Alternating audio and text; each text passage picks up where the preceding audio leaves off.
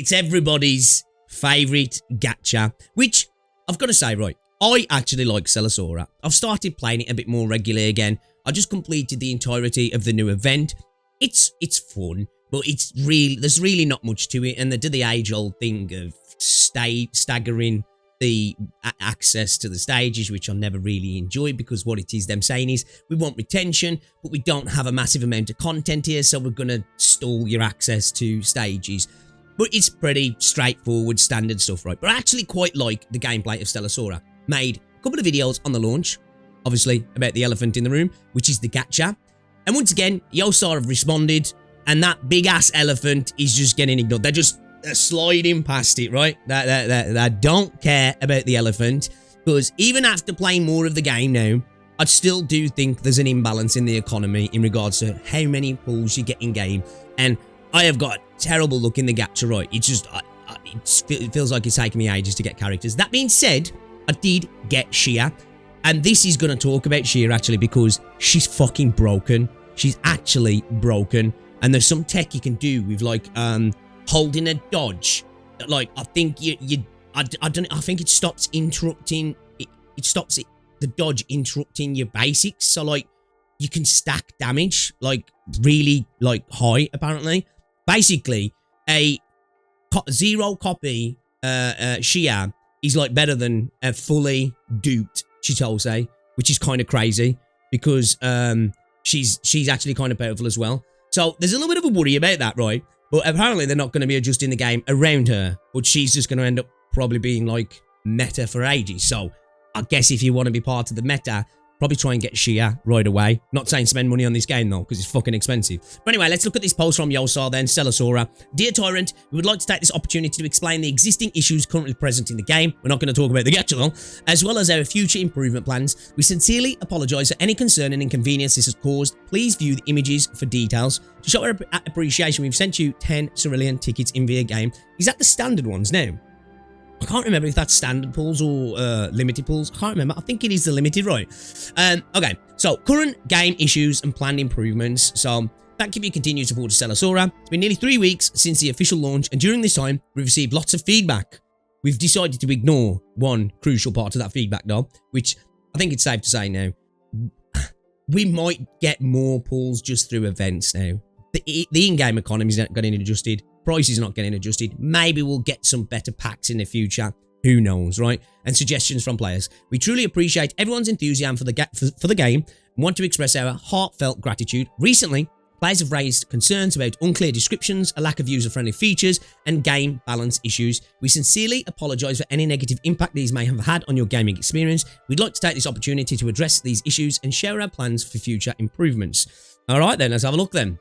So, regarding the use of cheats and other third-party tools, since the game's official launch, many players have reported abnormal scores in the Boss Blitz rankings and expressed concerns about future game modes. Please be assured that we regularly remove suspicious records from the rankings and ban any accounts that use cheats or third-party tools. We will also closely monitor upcoming game modes that will hold fair play. If you notice any player using third-party tools that undermine the game's fairness, please report it using in-game support or by contacting us at... and then a link. That's kind of like the same situation that happens with Blue Archive, right? They pretty much have to do that every single month. They have to purge a bunch of accounts and the leaderboard, right? Because the leaderboards are always infested with people who are obviously doing something, whether it's glitches or using cheats, summit, right?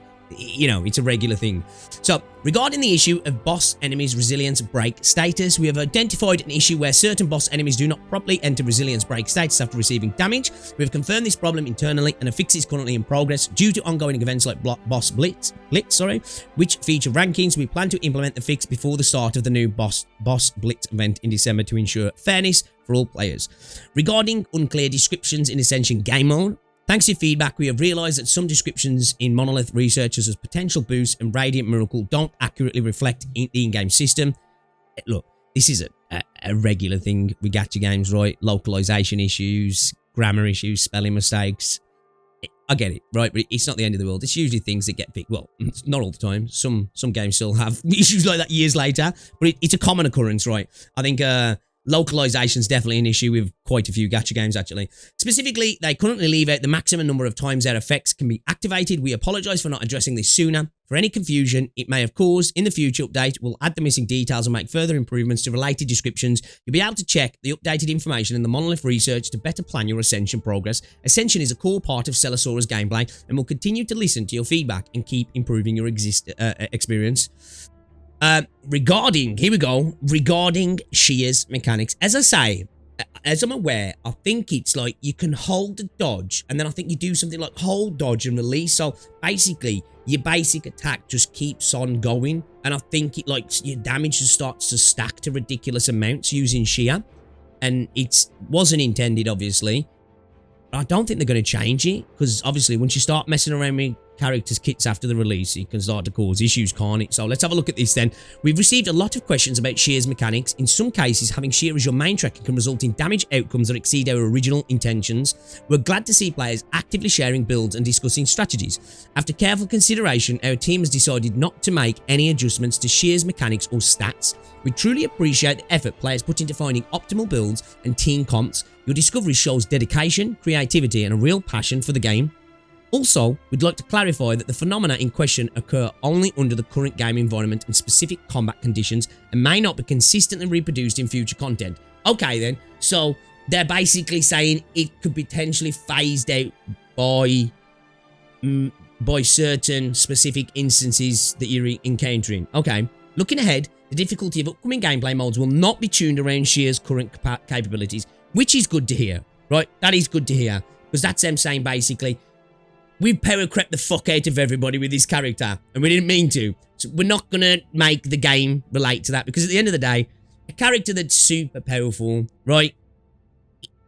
They're not truly super powerful if the game doesn't reflect their damage scaling, if that makes sense. The game doesn't grow with them, and you can still do everything else with everybody else, then you're just able to do it a little bit easier with that character, right? So that's good to hear that they're not going to do that, because then you get into an issue of the content matches the character, and you have to make new characters that match the content, and then you just get into a rapid slide then. This is the first banner after launch, right? So we definitely don't want to be doing it that quick. It's one thing after a year or two, but within the first 3 weeks is a problem, right? So we sincerely apologize for any confusion or concern this issue may have caused. It has shown us areas where we can improve. Moving forward, we will continue to listen to your feedback, refine game systems and features, and deliver high quality content to ensure a better overall experience. So all this says, if you've got Shia at the moment, you're gravy for at least a little bit, right? Because as I say, she seems like she's about equivalent to a full duped Chitose, or Chitose, however you say name, which is kind of crazy when you think about it. That's like a massive jump, right? Especially with how expensive this game is. If you're thinking about meta, just get her, right? Even against weaknesses and stuff, she's cracked. She's actually cracked. So we'll have to see like how they handle it going forward, right? And we're going to have a bunch of characters chase her, and then after that they go, actually, rug pull, now we're going to increase the game. Yeah, we'll have to see, right? But I suppose it's probably all they can do is to say, look, we fucked up, we're not going to change her, and we're not going to make the game adapt to her. But yeah, we'll have to see what the new roster looks like and then what happens with the game. Because if the new roster chases her, the game's going to adapt, isn't it?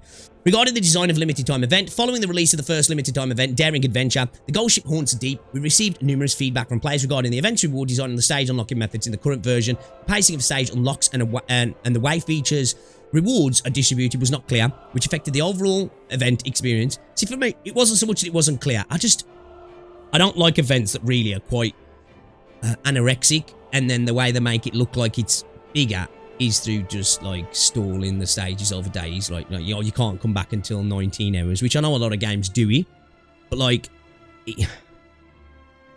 there's not much there. It's a fine event, right?